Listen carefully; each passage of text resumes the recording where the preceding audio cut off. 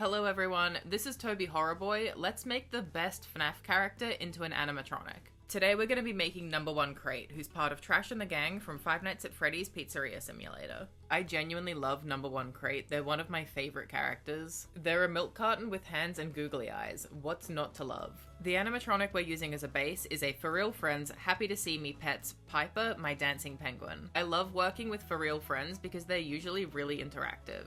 But this penguin isn't. She has one button and when you press it she waddles forwards and moves her arms. I almost didn't buy this animatronic, but I found her for the low cost of 50 cents at a market. And I mean, you can't get anything for 50 cents these days, so I figured that I would do something, and that thing is making Number One Crate. So let's jump right into it. The first part of any animatronic project is skinning it, removing everything that you don't need. I have the actual skinning video uploaded here. Number One Crate isn't really meant to be an animatronic, there's not meant to be robotic parts on them, but I wanted to make them one anyway, and because of that I need to have as little of this penguin showing as possible. So that meant that I had to cut off the feet, flippers, and anything else that wasn't going to be in the final product. And I did that by melting the plastic away with a hot knife. But melted plastic looks kind of messy. So we use our rotary tool to sand it down so it doesn't look like we melted this penguin's feet off. We're going to paint all of this plastic later, but paint doesn't like sticking to smooth plastic. So while we're here, we sand everything. And now our penguin animatronic looks like this. Now that that's out of the way, we can start making the crate itself.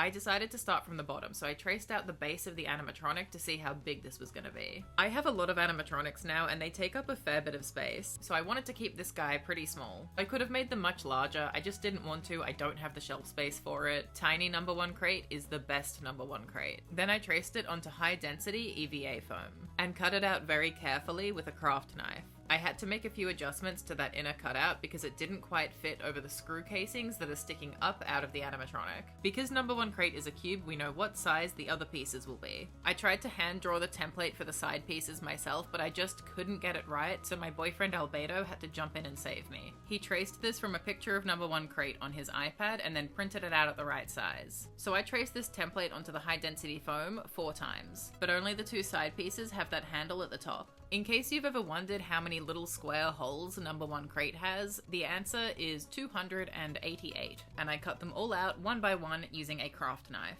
I tidied up any messy bits using a pair of thread clippers, and then one by one, sanded down each side of every square. This took 6 episodes of Star Trek and a D&D session, so I'm really hoping that it was worth it. There are so many ways that I could have done this. I could have used skewers, or used strips of foam, or wood, or plastic, but I didn't. I cut everything out by hand because I love to overcomplicate things. Anyway, once that's all cut out, we can hit the foam briefly with a heat gun, and that'll heat seal our foam to help prepare it for painting and make it a little bit stiffer. And now it's time to glue our crate together. I used super glue and started with the side pieces, and let each section mostly dry before moving on to the next part. Now, there's not a lot of surface area for the glue to stick to, so while I wouldn't normally do this, I put extra glue on the inside and outside of the seam. Finally, we super glued in the bottom piece. Once all of the glue was 100% dry, I took the rotary tool and sanded along the outer seams. And that's to remove any glue that might affect the paint later. We're done with the crate for now, so let's move on to their signature hands.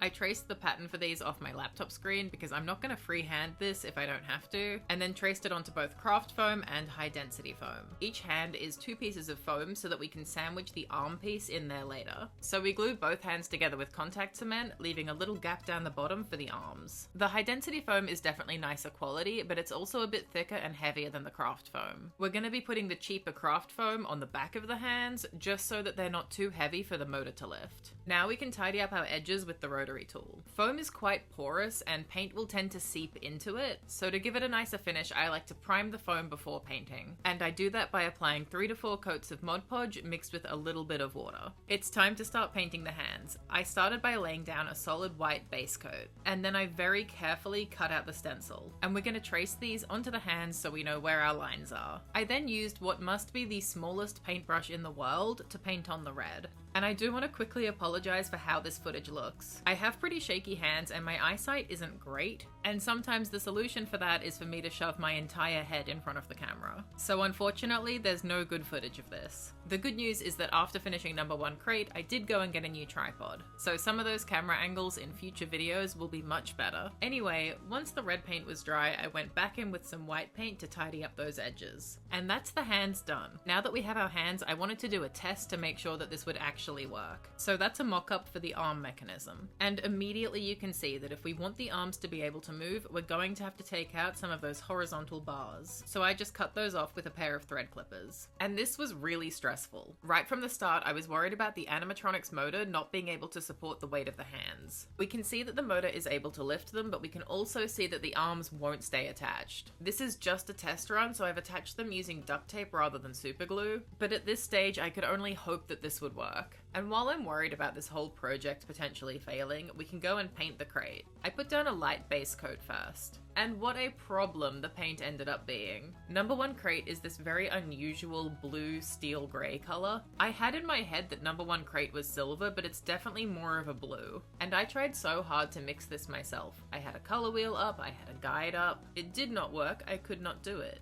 Thankfully, my awesome housemate Joey is fantastic at mixing paint, so they mixed up this lovely colour that you see here, which I think is perfect. So we paint the crate, but we also need to paint the animatronic. The circuit board and wires can stay because I like how those look, but we don't want any orange, pink, or white plastic showing through. Number 1 crate isn't supposed to be an animatronic, there's not meant to be anything in there. Let's do our best to disguise it. Regardless of how worried I am about it, it is time to make those arms. The part of the animatronic that they attached to wasn't totally flat, so to give everything the best chance of sticking, I've leveled that area with the rotary tool. We're gonna create a little bit more surface area by gluing in a small piece of craft foam. We're using popsicle sticks for the arms because they're relatively strong and lightweight. We only had these big ones, but I used them so rarely that I didn't want to go and buy more. We cut them down to size with a craft knife and then sand them to finish the edges. It's time to glue the arms on, and we have to get the angle here perfect. If we angle them too low, the hands will be on the floor. The first step is to super glue on the upper arms. Once that's dry, we need to glue on the crate. Now, glue doesn't stick very well to painted surfaces, so I'm using the rotary tool to remove any paint in the areas that we're going to glue. Because there are so many parts sticking up out of the animatronic, there's really only one spot that this can go, so we just glue it straight on with contact cement. There's a bit of glue and unpainted plastic visible from under the animatronic, but we can just touch up the paint where it needs it. Now that our crate's attached, we can glue on our lower arms. I drew a guideline so that we'd know where they need to sit, and then, hoping for the best, super glued them on. This glue takes 12 hours to fully dry, and I really didn't want that arm to fall out of place, so I let it dry overnight before gluing the hands on with contact cement. Because the inner mechanism isn't symmetrical, the arms sit at different angles. So unfortunately, one of the hands was hitting the ground when they moved. To fix that, I just glued the hand in, angled up slightly. It's not too noticeable, so I think we're all good. And now there's just one last thing to do before number 1 crate is complete. We need to give them their eyes. We're gonna use googly eyes because they're very cute, and I think that's what they have anyway. These cost $3, bringing number 1 crate's total cost up to $3.50, plus some stuff I already had. Number 1 crate's eyes are in a fixed position, so we have to stop them from moving around. And we do that by burning a small hole in the back with a hot knife and then pouring in some hot glue. Now that we've stopped the googly eyes from being true googly eyes, we can glue them on. And that's number 1 crate finished. I really love how they turned out. I think they're adorable. It looks like I'll have to make the rest of Trash and the Gang as well. What do you guys think? Our next project is a small figure of a Koco from Sonic Frontiers. And then we're making a puppet of Home from Welcome Home. But here's our completed number 1 crate. Thank you so much for watching, and I'll see you next time.